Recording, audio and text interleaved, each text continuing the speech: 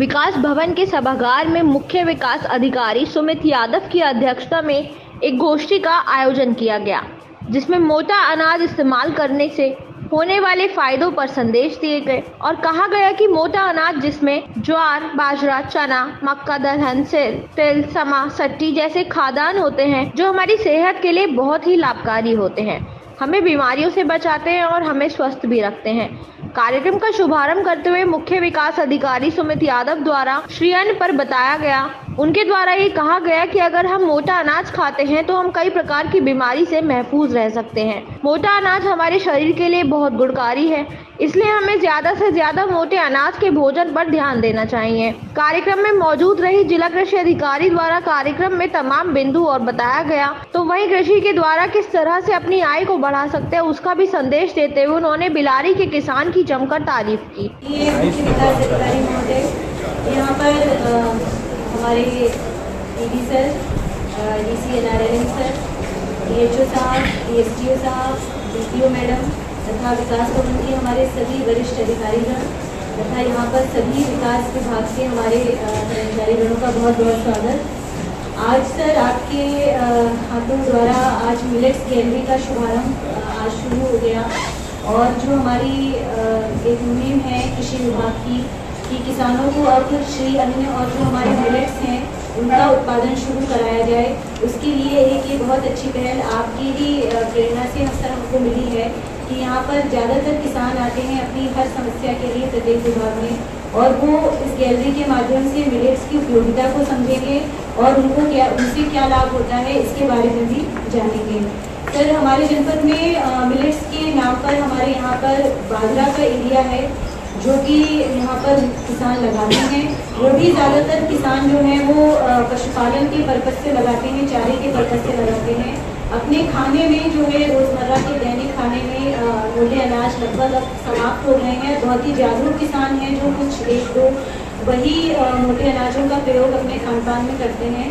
तो हमारे बिलारी के किसान भाई यहाँ बैठे हुए हैं, श्री आनंद प्रभुवती जी, जिन्होंने ये बहुत अच्छी पहल शुरू करी है और किसान उनके द्वारा श्री मोटे अनाज के साथ साथ अन्य जो कृषि के उत्पाद हैं, चाहे वो ऑर्गेनिक सब्जी हो या फिर अन्य उत्पाद हों जैसे गन्ने की चटनी है या फिर जूस है या फिर आपके क्या कहते हैं गुड़ है, ये सब ऑर्गेनिक करके वो किसानों में ही वितरित कर रहे हैं। उन्होंने अपना एक व्हाट्सएप ग्रुप बनाया है और लोकल ही वो सबसे डिमांड लेते हैं और लोकली ही उसका जो है किसानों को या आम सप्लाई करते हैं तथा साथ ही वो जनपद मुरादाबाद में भी अपना उन्होंने एक दिन रख रखा है सर, वो सप्लाई फ्राइडे वाले दिन यहाँ पर करते हैं। तो यहाँ की जो शहर के लोग हैं वो भी उनसे अपना सामान लेते हैं।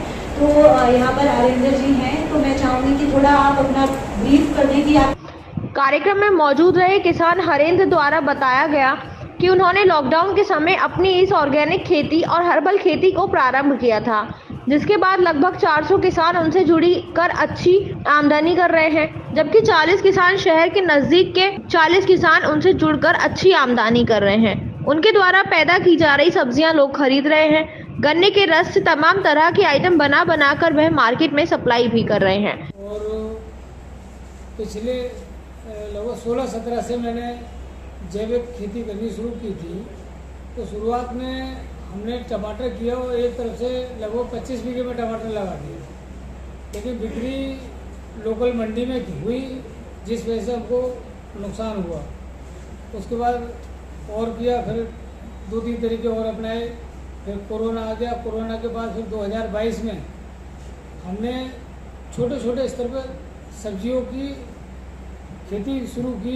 8-10 तरह की सब्जियां लगाई और उनको फिर मार्केट में कैसे बेचना है इसके ऊपर काम किया। अपने जो परिचित लोग थे उनको लगभग 1-2 महीने तक सब्जियां खिलाई अपनी तरफ से, कोई चार्ज नहीं लिया। जब उनको स्वाद में परिवर्तन लगा फिर उनको हमने व्हाट्सएप ग्रुप के ऊपर जोड़ा।